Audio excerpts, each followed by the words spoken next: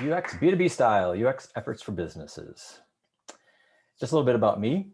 I am a lead UX UI designer. I'm currently working with a extremely, I'm from Boston, so I'm going to say wicked large company, which you might know of. And I'm afraid I'm going to be a little coy about that because that company is very particular about any sort of detail. So I'm afraid I cannot share what I work on or a lot of detail around that. So hopefully you'll bear with me on that. But I can certainly share information about experience and other places that I've worked at. So I got into UX a little over 10 years ago, but I've been in design for a while. I went to college at UMass Dartmouth. I'm originally from Massachusetts. And I wanted a right brain, left brain kind of career. And originally that was called Medical Illustrator because I've always been able to draw and do graphics, and I used to make videos and all that stuff. But I also liked science. So I studied science as an undergrad, and I minored, that was my major, and then I minored in 2D design and illustration. And through some other events, I was very lucky. I got a scholarship to get a graduate degree, and I ended up studying psychology, which interested me. So I learned a lot about cognitive psychology back then. And then I went into design after that, and I worked in small design studios around Boston, and I did things like websites. I did interactives. There were these things at the time called CD-ROM interactives. They were sort of precursors of games and things like that. We used something called Flash, which doesn't exist anymore, and they were sort of animated interactive pieces. And I even did DVD menus and Blu-ray animated menus. So you might remember DVDs and Blu-rays and how you'd put it in and you could interact with the menus and it would have video and stuff like that. So I did that for a while, and I got this call from Aquent, which some of you might be familiar with, which is an agency, and they said, hey, you've got this master's degree in cognitive psychology and you've been a designer all these years. Have you thought about UX? And I said, what's that? And they basically said, it's the science of basically designing typically software and apps to make them super usable. And I said, well, we should be doing that anyway. So then I ended up going to UCLA Extension. They actually at the time had a certificate program in user experience design, and I studied with them, and they were fantastic. And one of my professors ended up hiring me right away. So I hit the ground running. And then I got hired by Kaiser Permanente. That was my first official UX job, and that would fall under the category of B2C, business to consumer. So my first real experience was B2C, and I worked on some things. If you have kp.org and you have Kaiser as your health insurance, I worked on some basic stuff like how to find your doctor, drug encyclopedia, and then I worked on a billing system, their very first billing system. So I'm sorry if you're getting bills from them, it's my fault. Yeah, so I worked for them for a while, and it was a great experience because they're very user-centered in their design. And I worked with some wonderful, wonderful user experience designers there, and researchers and accessibility people, which I'll talk about. From there, I went to Ticketmaster, and Ticketmaster wanted to put together their very first B2b UX team, so business to business user experience team. I was part of, there were 4 of us. There were 2, at the time we were called interaction designers, and we had 2 visual designers. And we were working on a small suite of internal applications that would be used between Ticketmaster, Live Nation, and box offices and large venues from sports arenas around the country and some other countries. And I got to work on rich web applications and some apps. So that was really cool. Then I ended up getting hired by a company called Entertainment Partners, which is essentially the payroll company for Hollywood. So all the stars and all the crew that work on a TV show, for example, they're paid through this payroll company. And so again, that is a B2B, business to business operation. So we were designing fairly complex financial applications that had to do with the flow of payroll in Hollywood. From there, I got offered a job at Visa, again, B2B. So in Visa, I was working on projects that had to do with protecting people like me, like you, against fraud. So I worked on very complex applications to help protect against fraud. And then I got hired by this large company, and I work for them, and I can't say what I do. So we'll leave it at that. Forgive me again for being coy.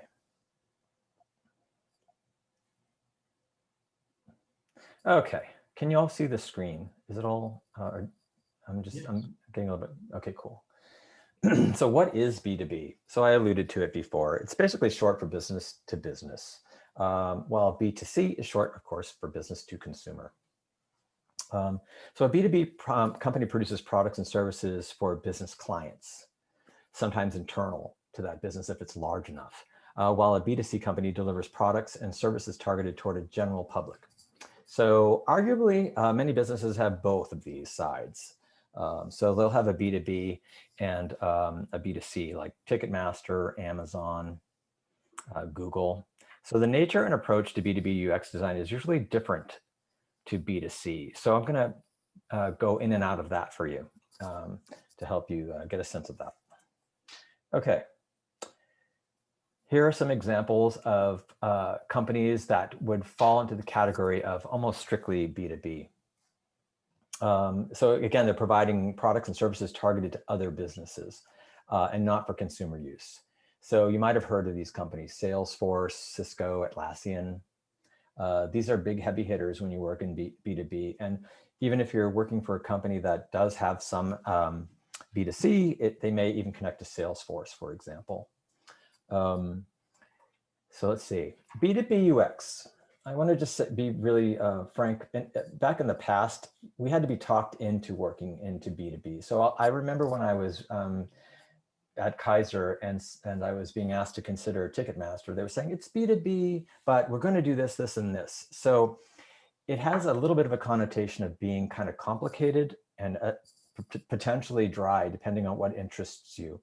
But there are new players in the space, and enterprise UX design, and when I say enterprise, forgive me, what I mean is a really large company like the ones I've got on the screen here. It's slowly improving. They're trying to make sure that the internal tools are very usable. Sometimes, again, a B2B operation could be in a company that has an aspect that is to consumers, like Amazon and Square, Google. And then it also has an aspect that's strictly internal clients or clients that it deals with that are more business related. So again, Ticketmaster would be a really good example of that. So you guys, I'm sure if you've been to a concert or whatever, you've purchased something through Ticketmaster or even Live Nation or some related business of Ticketmaster. That's you, the consumer. But in terms of the actual place where you went to go see the show, that would be the business client for Ticketmaster. And there's business software that needs to happen between those two entities. So again, it's often a mix of internal end users and stakeholders. So internal operations such as sales and marketing, customer service, administration, finance. And when I use the word stakeholder, forgive me if you don't know what that means. I didn't know what it meant until I got into UX proper, but it could be sales, marketing, like I said, customer service, administration, finance, development. So you might have end users, like say, administrative people that are using the software you're working on, but the software could also have touch points with people in marketing, for example. So these are, it's like kind of a broader user base than you might be used to in something like B2C.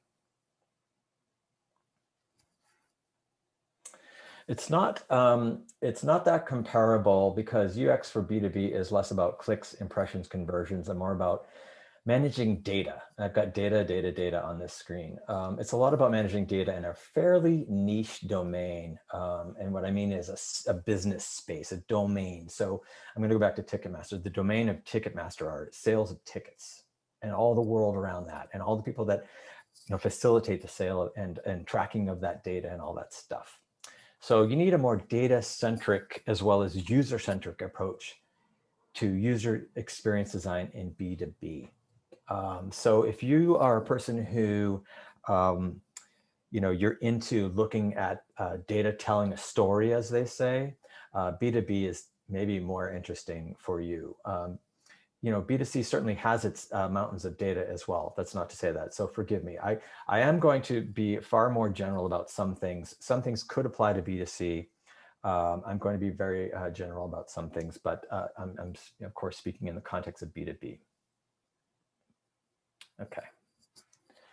Now, in terms of tools, are they the same? The approach, the background, your education, B2B versus B2C, they're fairly the same. You're going to start with your core UX education, and these days you can get that in a whole variety of places. I've been asked to go to General Assembly to do portfolio reviews, and there are some fantastic people there. And then I've encountered interns from Carnegie Mellon and recent graduates from USC. I hired a recent graduate when I worked at Entertainment Partners, and she was fantastic. So there are some great places to get an education, and sort of whether it's a school like General Assembly or it's an actual college, university, and even graduate degrees. I work with people. I've worked with people and potentially worked with people, say hypothetically, that have master's degrees in human factors. So people come from a variety of, I had actually a great colleague who came from architecture, and another great colleague who had studied industrial design. So this core UX education, we could talk about a core design principles that hopefully you're being taught and you understand. And also how to do research yourself to understand the needs of somebody that's going to use whatever you're making. So in the green there, I've got user research. I'm talking about user interviews, contextual inquiries. This is under the B2B side. Interaction design is the sort of the design of how everything works. You've got a bunch of drop downs and you've got a table, and what happens when you click on this, and then do you get a modal, or is there a message from the system, that kind of stuff. Then there's the visual design, the look and feel, the fit and finish, however else they call it, and also the brand is there. And then going into B2B, education-wise, have an openness to very specific professions or domain. That's that word again, domain. So, for example, when I got that job at Entertainment Partners, I knew very little about payroll systems. And I don't know if that makes you excited to hear, like, oh, I want to work on payroll systems. It may not be about that. Now, you're going to learn a lot about a payroll system, but in my head and in my colleagues' head, really it's about puzzles and solving problems and being confronted with, some interesting problems to solve with data. So if you're not open to something like that, and I've certainly met people in UX that are not interested in that kind of thing. They want to make sort of games and apps, and that might be tracking your blood sugar or something like that. Or you want to make colored pinwheels or something like that. Some interactive thing like that. That's very different than what I'm talking about here. In B2B, we're talking about perhaps domains and information that you might never have thought of. And you're going to be elbows, you roll up your sleeves and digging your hands into a domain like fraud protection and stuff like that. Or ticketing systems and stuff like that. One thing that's really important in B2B is a very strong knowledge of complex design patterns. And I'm going to refer to a manual, a book that is really essential in understanding design patterns. And hopefully you all know what a design pattern is. If you don't, it's essentially a sort of tried and true method of representing something in a user interface. Whether that's a drop down, for example, or again, a table, or the way to present some sort of interaction. Now on the B2C side, you've got your user research, with surveys, a lot of surveys, On the left side there with the B2B, we often interact directly with end users. We want to talk to them. We want to get to know them. We want to know what their context is like. Are they in busy offices with the phone ringing like crazy? Are people running in and out of their office? Whereas B2C, it could be something that you're selling and you want to understand how that product's doing. So surveys would help. You don't really need to know their lives very well because they might have very diverse lives, of course, if they're buying a product like face cream or something like that. So you could use a lot of surveys, looking at analytics of people, how many clicks and all that good stuff. Focus groups are very good in B2C, not so great in B2B in terms of research, not terribly meaningful. You've got interaction design, you've got visual design, and that visual design in B2C is going to be much more related to brand. By brand, I mean, when we talk about target, right? If you're doing interaction, if you're doing design, UX design for target, you've got that red target and the red and the white, and they're going to have that sort of like motif throughout all their stuff, including the applications you're working on. So that's going to be a big deal. And you might most likely are working with a marketing team on some level. So there's marketing and brand, like that brand again. And there'll be common frameworks as opposed to these complex design patterns on the B2B side.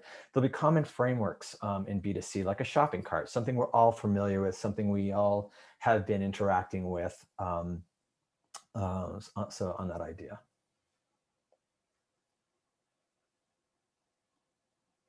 Okay, just as I mentioned, in terms of design patterns. And there's a bibliography that will be shared with you guys, so you can get the links and find these on Amazon. This book has been essential for my career. It was introduced to me when I was at UCLA, of course, studying UX design. It's written by Jennifer Tidwell, often referred to as the Tidwell book. And it's not a narrative at all. It's basically a catalog of common design patterns. So whether it's a dropdown, whether it's a multi-select button, some kind of dialogue or something like that. And this was just updated, by the way. This just came out a year ago. So this has been updated. It has mobile patterns in it. So if you're working on Android or iOS, these are patterns included in here. And I think this is an essential book for anybody, whether you're going into B2B or B2C, but if you're going into B2B, it's essential, this particular book.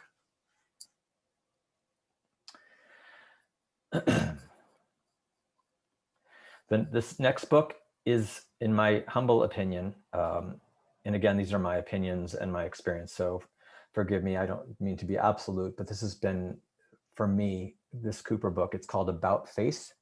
Again, in the bibliography, we'll share the link. This has been the guide for best practices and how to actually do interaction design. So Cooper is a big design house. They're up in San Francisco, and it's got chapter after chapter talking to you about why you don't want to expose the engineering side of things to the user. It has bits and pieces of philosophy and that will help guide you when you're starting to design your screens.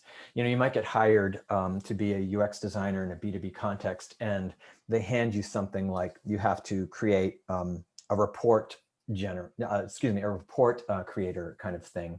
And you might have things to pick and choose in terms of components and aspects to design, or you need to add in some kind of like a social chat or something like that into it. How do you just start to put that together? This sort of gives you a mindset of how to approach a project like that. It's been essential for me. Okay. This particular book is very, very helpful. It's Lean UX, Agile, and Working Iteratively. So first of all, I have to mention what Agile is. I'll talk a little bit about that maybe throughout this thing. In the world of software development, there are many players, and I'll talk about the different people that are involved. You're not working in a vacuum. You're working with a large swath of people. So when I was a graphic designer, I worked with a couple people. I might be talking to a client, the owner of the studio, and maybe a production artist. And then if there was a website, there was a coding person, and I would talk to them. Not a lot of people. When I got into UX, I was dealing with at least 15 people all day at different times. And there were people like roles that I were not familiar with at all. And I had to really quickly piece that all together. So there's this thing called Agile, and it's a methodology of taking very large chunks of a project and, or large project, and breaking it into digestible chunks over time and assigning different, tasks to different people in different disciplines that are in software development.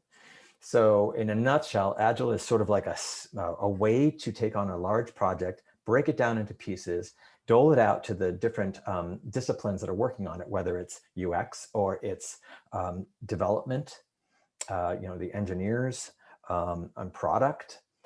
And it's a way to just take that work on and break it down over time and work on it. That presents some problems for UX because sometimes we don't know what we're really designing. We don't have enough information to just start making screens and stuff like that. And I'll talk more about that process later. Lean UX is very helpful helps us to insert ourselves as UX into this agile process of breaking down these projects into chunks and seeing how we can fit ourselves in there to make sure that we have enough time to do discovery and try to understand our users and try to understand what problems we're trying to solve, and make sure we have that time before the developers and the business starts pressuring you to create screens and develop them, deliver them to them. So this is a very, very helpful book. I know that's a lot of general stuff, and I'm sorry. It's a kind of a big ball of wax to talk about Agile. That's why I recommend that book. Another thing that's going to help you a lot is Luke Wroblewski's book about forms. I think it's a huge generalization to say that B2B is about making forms, but really at the end of the day, you're making very complicated forms.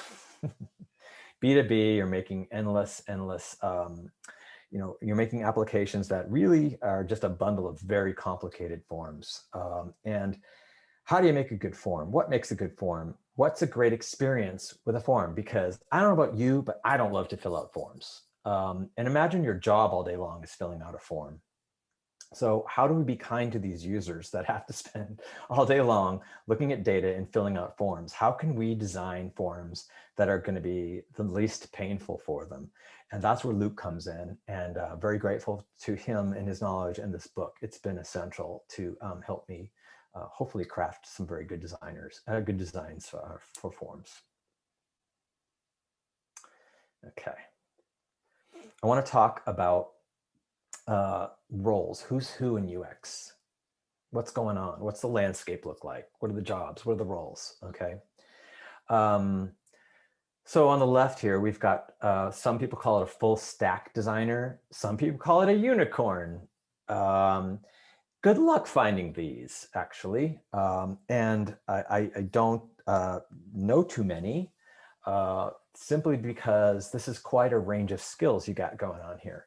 You have somebody who can conduct extensive user research, and that alone is a discipline, as you can see there in the blue block next to it. They can do user experience and interaction design. So they can design, they've read all those books that I just showed you, and they can craft some amazingly usable screens and forms and things like that. Then you've got talented visual designers who are able to take sort of this gobbledygook coming from an interaction designer and balloon animal it into an actual good looking screen that incorporates that brand look. So if it's Target, it's going to be the red and the white and all that stuff, and it's going to look good. It's going to look like a Target application. Sorry, that's a B2C company, but it will have B2B components, I guarantee you. And sometimes they want you to be able to do some coding, which when I first started, I had to actually code the websites, which was really a disaster. So I'm really glad I don't do that anymore. And I would never insult coding people to say that I could do that. But there are some people that can do that, and they are in fact a unicorn. But next to that, we've got just the solid discipline of a UX researcher. And I've been lucky to work with a lot of great ones. At Kaiser, they had their own department of user researchers. And they could do everything from usability testing, which I'm sure you've heard of, to heuristic testing, testing, just basic concept testing, and all kinds of stuff like that. And they would coordinate that and run it so that I, as an interaction designer, could observe and take notes and try to improve the design with the data that they would gather. Then you've got a UX designer, and a lot of people have asked me this question: what's the difference between a UI designer and a UX designer? What's UX, UI? And maybe that's confusing to you too. I'm going to just put a stake in the ground, and I'm going to say the difference, and feel free to debate it with me. But I would say a UX designer is a person who is involved in the users directly. They're going to work with users, end users and stakeholders. They're going to be information architects. They're going to be interaction designers. They may even have some visual there too. But the key thing about a UX designer is that they're going to craft solutions with the business in mind and the users in mind. They're going to be part of that picture of what they're doing. A UI designer, I'm going to distinguish. Some people are strictly UI designers. They may not involve users very much. They're usually very, very good at user interfaces. They know that stuff from those books I was telling you about earlier very, very well. They know best practices. They know how to craft a form that's super usable. They just have a lot of experience, and they also know how to make pixel perfect stuff and use components and libraries, and they're just very, very talented that way. They may not engage with users very much for a variety of reasons. And I will show you a slide that talks a little bit about maybe a role for a UI designer. And that's what I would say is the difference between a UX designer and a UI designer. I would consider myself more of a UX designer. I get up in the morning and I'm really excited to talk to users. And I firmly believe that I really can't make the best user experience or the best solution unless I do interact and talk to users fairly regularly. They're the secret in the soup for me in terms of making a great product. Then we've got the visual designer. And again, this could be just strictly somebody who is very good at making UIs look amazing. And I've been very lucky to work with some fantastic visual designers. And they're also often working with, say, your boss or your UX director to tell the story of potential new products. So they can do blue sky kind of designs, hypothetical designs for new products that don't exist yet. They're often used to also create a style guide, which I'll talk about what that is. Then I have included in purple there a front end. So what I mean by that is there are some very, very talented people who can code that are also very empathetic to users and may have had or have chosen to have studied more user experience design. When you meet one of these are fantastic to work with. I was really lucky to work with a great one at Visa, fantastic front-end developer. And there was a shorthand that happens. And when you have this type of person on your team, early on when you're starting to come up with designs that you're learning stuff from the users and how you can solve problems, this front-end developer is an essential person to help you to see if you can actually make this happen, make this design happen, and what you can do and what you can't do. And they themselves also have great ideas because they can code it.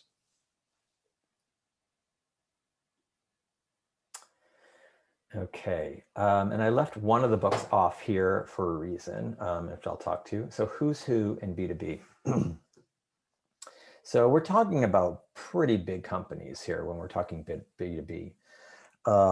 Really large, sometimes worldwide companies. And when you're a UX designer in a B2B company, you're generally you're a little fish in a very big pond. So you've got leadership. These are the people that are crafting the whole, they're steering the ship of this large company. You've got the senior VP of product. So you may have a boss that has a bunch of these letters in front of their title, / UX director. It just means that they've been a mover and shaker in this large company. Product director, product manager. Product, in most B2B instances, UX is a service to the product department or product team. What is product? Product represents the business. It represents where the business wants to go with its, in our case, software and apps. So these are the people that you're going to work very close with to craft these solutions for these large companies. The product director, the product manager, they have this vision of what they want to create. We're there to help them realize that vision and to help solve problems for the end users with these people. I just mentioned what a front-end dev was in the last slide. I keep saying devs or development, really, or sometimes we just call them engineers. These are the amazing people who do all the coding and actually build the products. And you've got all different flavors of them. You have people who work on the database. You have people who work on what they call the back end, right? All that stuff, database and different layers between that and everything that goes up to the UI that you're designing. And then that would be the front end developer. You've got a whole bunch of people in the organization that are managing projects. These are sort of the schedulers and the people making sure everybody's doing what they're going to be doing and doing it on time. And are we on budget and all that good stuff. It's their challenging job to make sure that all of these people in B2B are doing their thing. There's a Scrum Master that goes back to the Agile that I was talking about. They're also a form of project management. Again, they're tracking to see how we're all doing. How's our velocity? In other words, how is our productivity? Are we on time? Are we making what we're supposed to be making on time? QA, also a very good friend to UX, quality assurance. These are people who need to know what you're designing because they're going to test it. So once it gets developed by the development team, it then is a real thing. And you and your product manager are going to look at it and test it yourself, but you're also going to be working with QA to test it as well. So there needs to be a good dialogue between yourself and them. I've got a couple things in yellow here because I'm going to expand on them. Accessibility. If you've never heard of this before, a lot of people would think of accessibility in a B2C context, so business to consumer. Why? Because let's think of Kaiser Permanente, right? It's a healthcare company that's, it's serving people who are perfectly healthy and people who unfortunately aren't healthy. And there are people who have low to no vision at all, and they need to use that site. So accessibility is all about making a website or an app, mostly a website, usable by somebody, let's say, who can't see, somebody who's blind. There are things called screen readers, and I'll talk a little bit more about that. I can't go on a deep dive on this. It's a huge subject, but I'm pointing it out because it does exist in B2B. Some people don't think it does. It does exist in B2B. And, some companies want to be very responsible and make sure that, their employees who have low vision or, some other form of, whatever it is actually, that they can actually perform their job and use the tools. Customer support is a really good friend to UX as well too. They have all the data that's coming in, people complaining about certain products and things like that. So customer support is a great place to also check into when you're a UX person. Then compliance. Compliance is so we're talking about really large companies, right? And they're working on products that sometimes they're secret, sometimes you're not to talk about it. Sometimes there are things, even working in a large company with diversity, so many different types of people.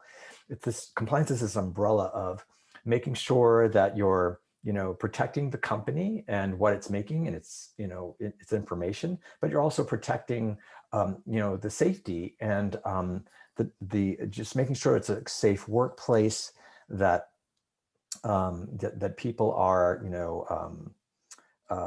essentially just in a good place where they're working. It's a safe, good place.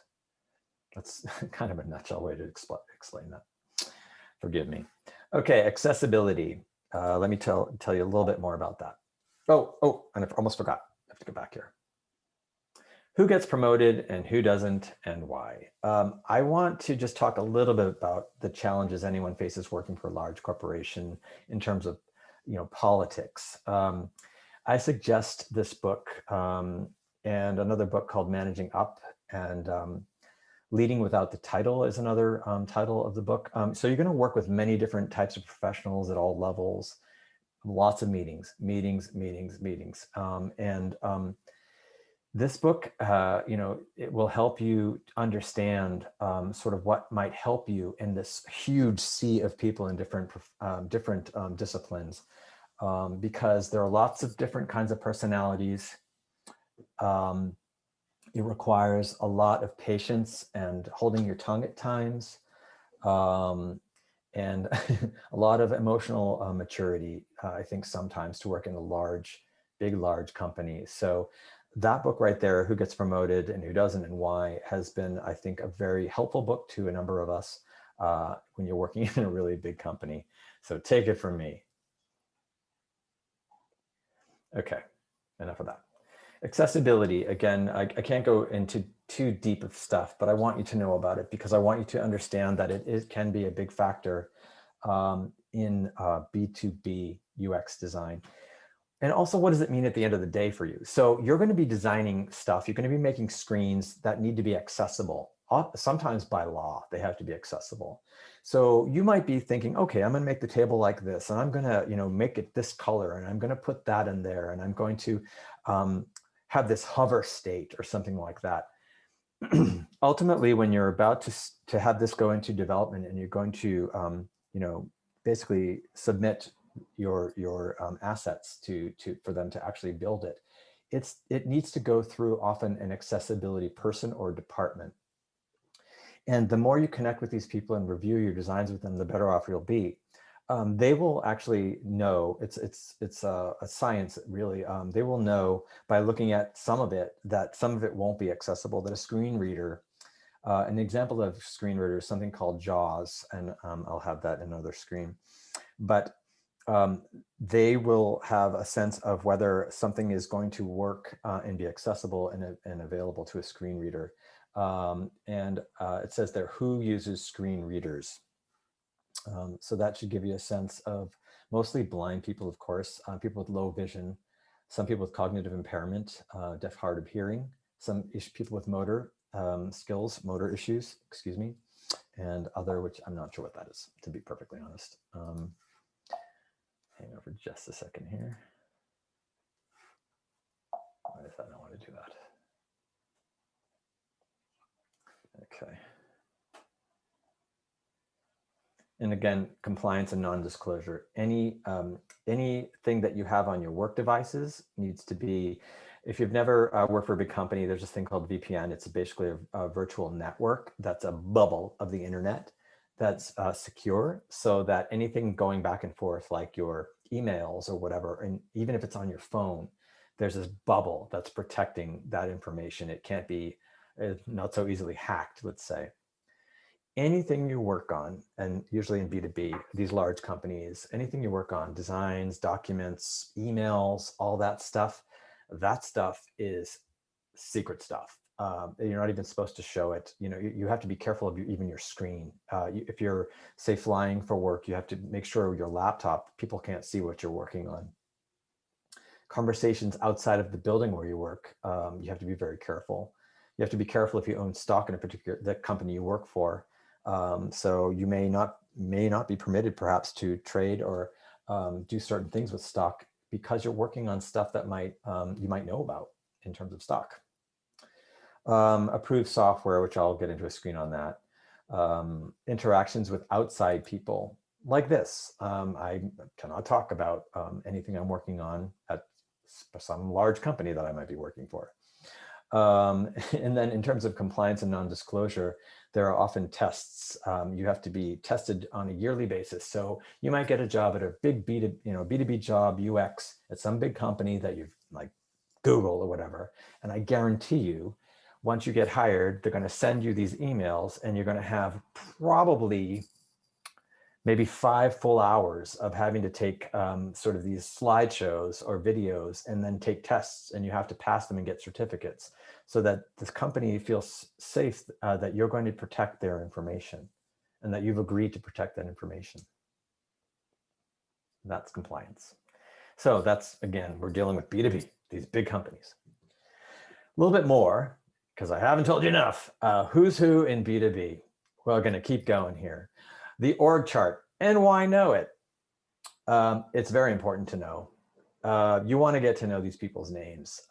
You're going to be working maybe at post-COVID in a building with people, and people are going to say, hey, well, Ted said this the other day. Ted is the CEO. That's who we're talking about. So-and-so, you know, the CEO. Then you have your various levels underneath that. You've got your VP X, Y, and Z. Good to know their names. And then there are directors, director level. Notice that one of them might be the CEO's cousin. Know that fact, okay? You're working in a big company. If that director is a CEO's cousin, you need to know that. So when you walk by with your donuts into work, here, have a donut. Beneath that, you've got some managers, and then what they call ICs. And some of you, when you get calls, hopefully you get calls for UX jobs, and they'll say, this is an IC job. And you sit there and go, sure. What the hell does that mean? What does IC mean? It means you're an individual contributor. That means you're not a manager. You don't manage anybody. You don't supervise anybody. You are a worker bee. I want you to notice that there are dotted lines. This is something I got to know working in B2B. Oh, well, you know, director E is, and your manager, you know, you roll up to them, but you have a dotted line to VP Y or director B. And you sit there and go, okay, great, thanks. What does that mean? It means that you kind of report to them too. There's something that you need to share with them, or you need to be in communication with this particular person you have your dotted line to. So the org chart is a very good thing to get a hold on to when you start working. Maybe your boss will also sort of give you that advice to take a look at the org chart. When I started working at Visa, my boss, she was fantastic, and she was like, yeah, so-and-so the CEO, yeah, so-and-so and so-and-so, you know, let's get to know these names. And there's a good reason why. It helps you to at least make a good impression, know who's who, and you'll be in meetings sometimes with one of these people in there, and you need to know who they are in their role. Okay, hold on for just a second. Don't know what, I'm not going to say what's in here. It could be beer, we don't know. Okay. Common tools in UX B2B. Again, why mention this? Why B2B versus B2C? There are more tools in B2B, I swear. There just are. There's, like I said, you're going to be talking to a lot of different people. And because of information security and that compliance I taught you about, and then there's the legal department in a big company too. UX designers and researchers in B2B UX often have limitations on what devices they can use and what software tools they may use. So depending on compliance and security, you might recognize some of these logos. So you've got Sketch and Envision, right? Well, think about it. Sketch actually goes up to a cloud, doesn't it? Same thing with Envision. It goes to a cloud. Some clouds fairly secure. Sometimes they're not. We don't know. These type of tools have to go through a very formal vetting process by a large company to see if they are truly meeting the requirements of being secure. Some companies that are okay with a certain level of security with these, some not at all. Adobe, all its products. Maybe it's secure for some companies you're going to work for and not for others. Zeppelin, Figma, UX Pin, Balsamic, then even something like Microsoft Office. Hopefully it's secure. Slack, we don't know. Could be, we don't know. Zoom, some companies won't use Zoom at all. And then you've got things like Crazy Egg, which is a sort of a testing and surveying and sort of like looking at analytics. Jira is a way to have tickets, job tickets. You get assigned job tickets. Here's your job ticket to work on this part of the UI. That's part of the Agile system. Rally is part of the Agile system. Trello, and on and on and on. You've got JAWS down there, and that's the accessibility stuff I told you about. So you don't know what you're going to wind up with when you get hired at a B2B company. You might be working with tools you're familiar with. You might not be. It depends on their level of security. That said, I'm going to make gross generalizations here and talk about common tools and what they do when you get there and what you use them for. So again, this is a generalization, but this example is common, but not every organization's UX team uses these tools. So for when you start to do your defining, your discovering, your designing, Sketch. Been using Sketch for years. It's not secure going into the cloud, but you can use it to make wireframes and mocks. Wireframes, if you're not familiar with that, these are the actual early designs that you're doing for the screens. Sometimes they're black and white, sometimes they're much more rendered and have color or even actual components. Something like Sketch or Figma or Adobe XD, you can have these things called component libraries, which make life a lot easier for us. We can start to design with actual components that have been crafted usually by the visual designer or visual designers and interaction designers, and they've built a library and you can just pull them. They're like drag and drop, and you can pull them right onto your screen and start to assemble an almost finished, unfortunately, in some cases, almost finished looking design with these tools. So this has been quite an evolution to these tools. Envision is helping you prototype it and communicate this design. So again, this Envision is maybe secure some places and not secure other places. And it's a very powerful tool. It's been, I think, one of the best tools that has been granted to us in UX, because we can really easily communicate what we're designing to a large audience. We can do user testing with it. We can share it with the developers and they can click through it. There's an area to comment on stuff and show different versions of stuff. So it's a very, very powerful tool for prototyping, sharing, and commenting, and even testing. Then when you deliver the design, if you are one of those unicorns or you're in a position where you have to do it all, which happens here and there, you're also responsible to have that pixel perfect design and then be able to translate it into margins and specs and font stacks and color, hex colors and all that stuff, and PNGs and SVGs to deliver so that the engineers can actually put it all together. And there's a tool that's called Zeppelin. XD does it for you. Figma does it. There are some plugins for Sketch that does it, that kicks out basically these specs for you. And they have been a great thing, because back in the day, we used to actually have to just in Photoshop measure it and show these red lines around everything to show the pixel spacing and all that stuff. So that's a very good thing.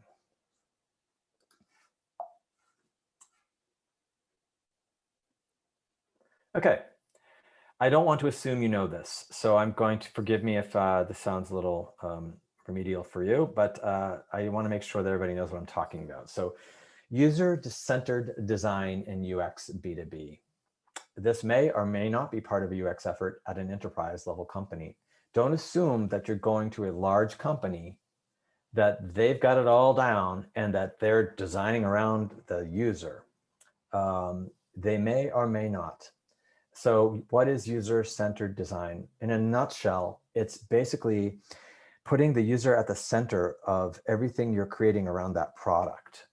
There is the business, as you can see there, and the stakeholders. And what I mean by stakeholders are, people that are internal and have a stake in this product and its success.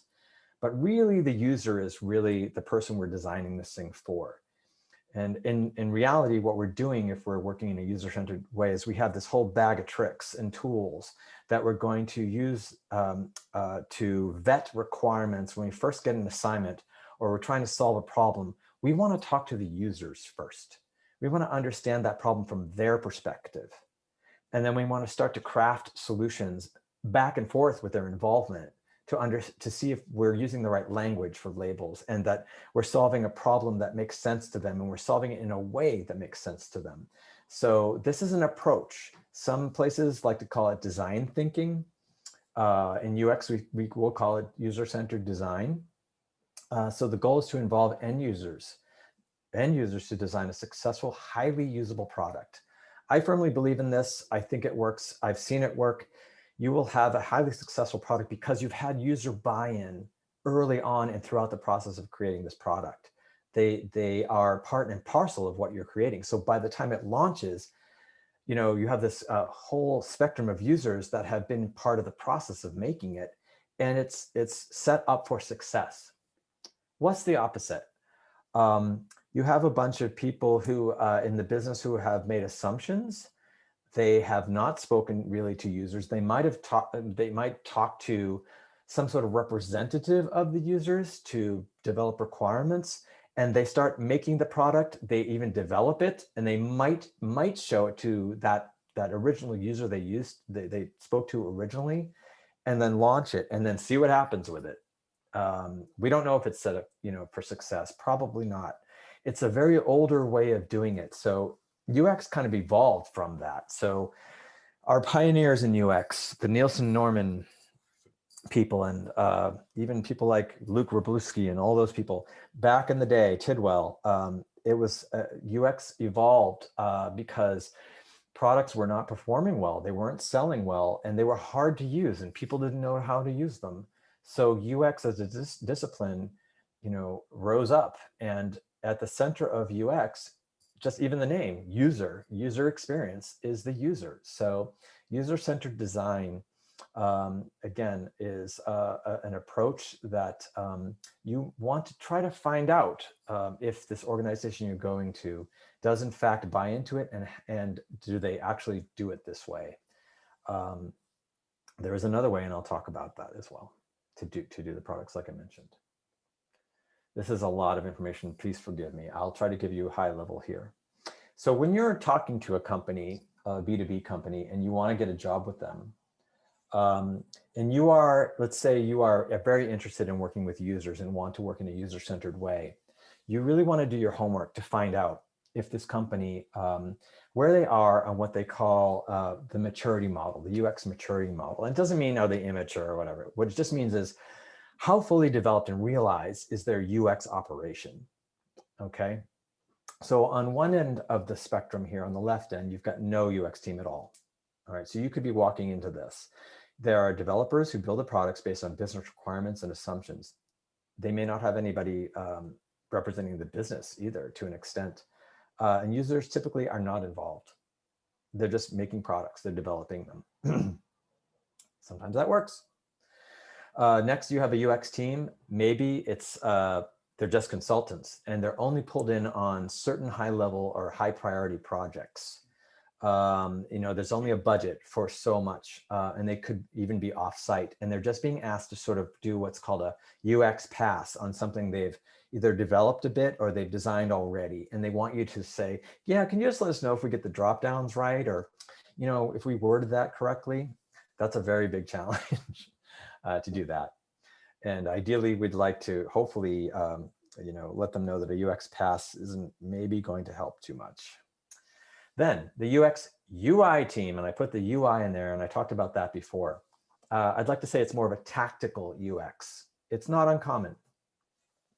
So what they call UX might be more accurately called UI, because the designers primarily are asked to make mocks and deliverables per developers.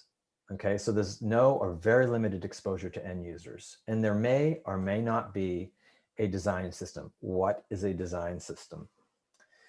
So as you get along in this maturity model, as you can see here, we're going from left to right. If there is a UX presence somewhere in an organization, and again, it could be a big company, if there is a UX team, they need to use those design patterns I talked to you about in the Tidwell book. They need to have components and pieces to put together the user experience, these screens, so they're consistent. You don't want one application A, to not look anything like or feel like anything like application B. There has to be consistency out of this UX team and this effort, and to make sure that these applications you're making, if there's like 1 or 2 or 5 or 10, that they have some common language and design basically format to them. So there are design systems, and design systems are comprised of design patterns, design libraries and components that would go into your sketch that you can drag and drop, right? And these all take in the patterns, the fonts, the colors you use, the brand, all that stuff. It's all a nice ball of wax for you. Maybe it's there, maybe it's not. As you go along, then you've got the core UX team. You might have a mix of UX and UI designers. So maybe there are designers who can do it all, research, design, and visual. Maybe parts of this organization, not all of it, understand design thinking, or they're user-centered. So you might be in an organization that's fairly large, but only certain factions and parts of the organization really buy into user-centered design and think that that's a good thing and that they're glad you're here as UX. And there might be a design system. There might be parts of it that aren't too into it. They just want to get their, make sure their developers are happy and that they're making product and it's going out on time. And sometimes they see UX as a bottleneck. So there might be parts of an organization that's not so welcoming to UX. And that is a real thing sometimes when you go into an organization. Then you have a full UX team. This is rare, but it happens.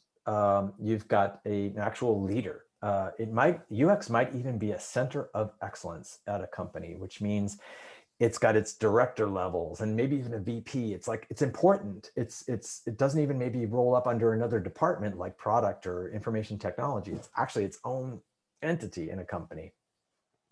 There might be different levels of UX people. So you have a principal. I was a principal UX at Entertainment Partners. That was my title. It's basically a fancy title for lead UX. And I supervised a bunch of seniors and juniors. You have senior level UX. These are people who have been doing this stuff for a while and they've got a lot of experience. That's very, very, very important in B2B. Experience is very important. Experience working with complex jargon and esoteric language in a domain that space of whether it's accounting or it's some kind of ticketing system or it's payroll, like I was saying, or real estate, something like that. It helps to sort of navigate that type of garbled stuff that is this other language. And people with experience are very well sought after in B2B. They're associates, interns, researchers, visual designers, people like that. And there's usually a fully fleshed out design system that you basically just start to pull in when you into your sketch or whatever you're using as you start to craft your designs. Okay, the UX work. I call it a wheel of fortune. Usually when you go to a big company, I guarantee you, if it's been around for a long time, there are a bunch of applications that are the big money makers for this company, and they sit on technology that was built in the 70s with languages you've never heard of, and people who have retired. And they are keeping this thing going because it's very, very challenging to modernize this thing. So we call them legacy applications. So I bet you dollars to donuts, if you get a B2B job, part of your day is going to be dealing with keeping the lights on or enhancing or putting bubble gum and rubber bands onto an old application that everybody knows and loves. And then maybe if your manager is good to you and you are lucky, you get to work on a brand spanking new from the ground up product, maybe even an app. So that could happen hopefully for you.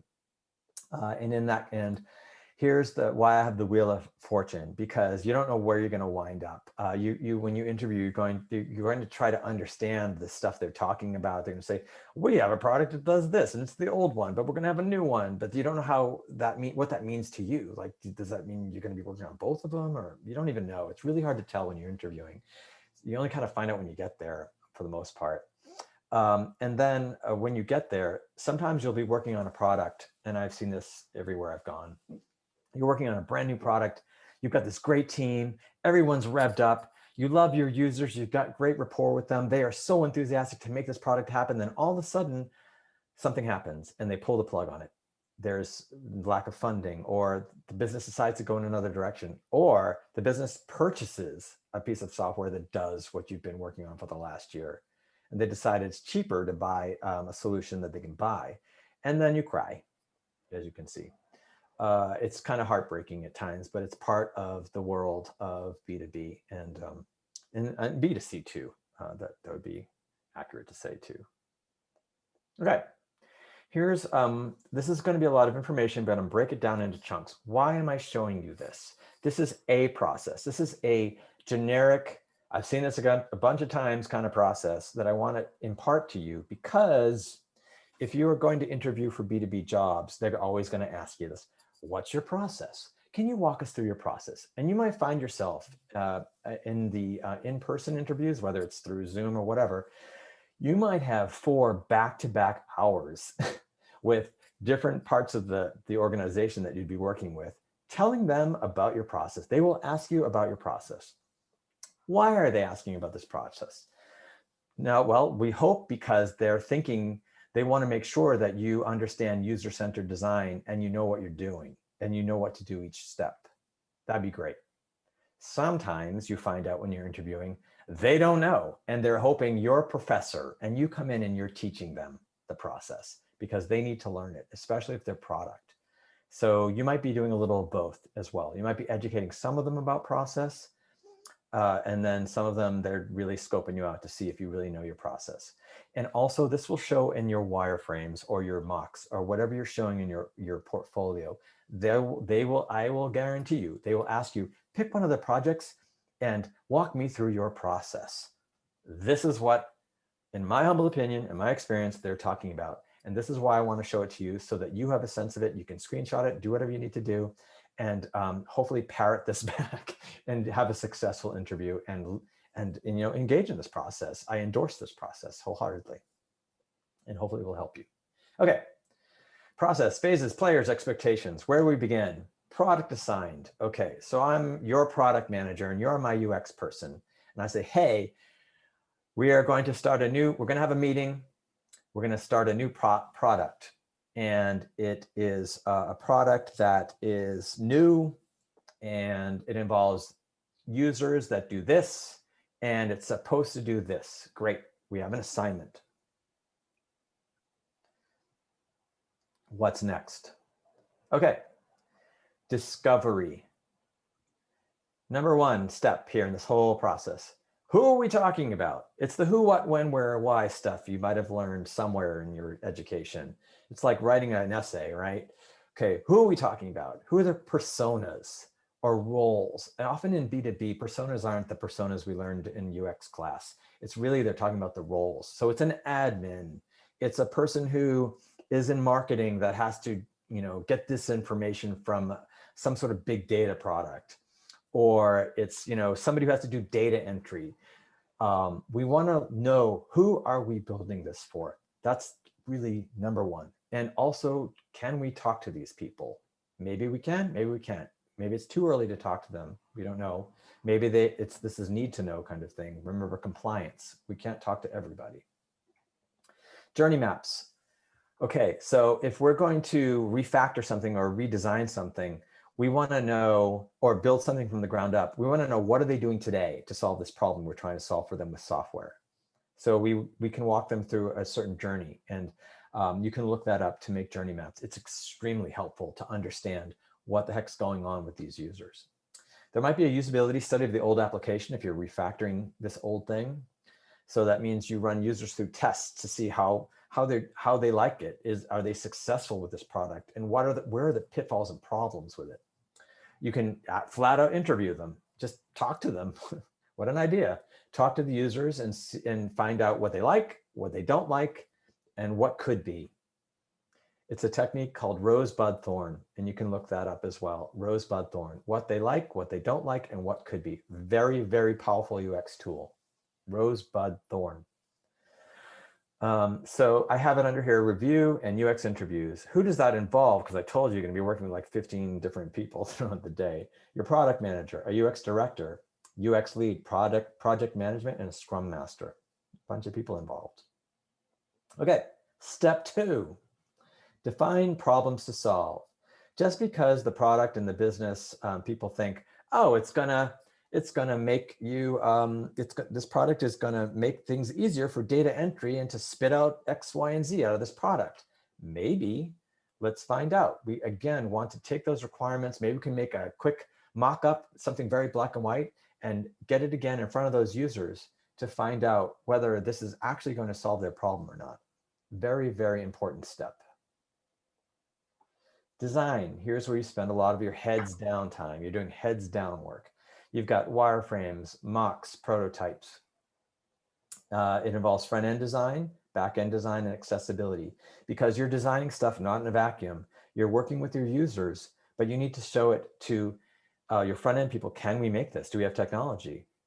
Back-end, do our databases, can they talk to this? Can this happen? And accessibility, can people with, let's say, no vision, blindness, can they interact with the screen reader on this? Deliver to development. This is where you give them those pixel perfect assets. You can use XD, Figma, or plug into Sketch or Zeppelin. Check developers' work. That's QA and product. So just because you design it and give it to the developers doesn't mean that that's the end of that for you. Once they start making it, they're going to start sending you builds, a URL to check in a browser. And it's your job to look at it and go, did they get this right? And you're expected to look at that and go, no, they didn't get that right. No, that drop down's in the wrong place, or it's the wrong color, or this, that, and the other thing. That's part of your job. And the last part, I actually can't see because it's hanging for just a second. The last part is more discovery, define and design. So after your product launches, that's not the end for you either. Once it's actually out there or in some kind of test group, usually a product usually goes to a small group of users just to see how it's going. That's great, so that you can check in with them and do usability testing then to see, you've done maybe some usability testing earlier with your mocks and your prototypes, but you want to also see now that it's real. You might want to do a usability test again to see if it's still as usable. Or you might just want to interview them and see what's working, what's not working. How can we make this better?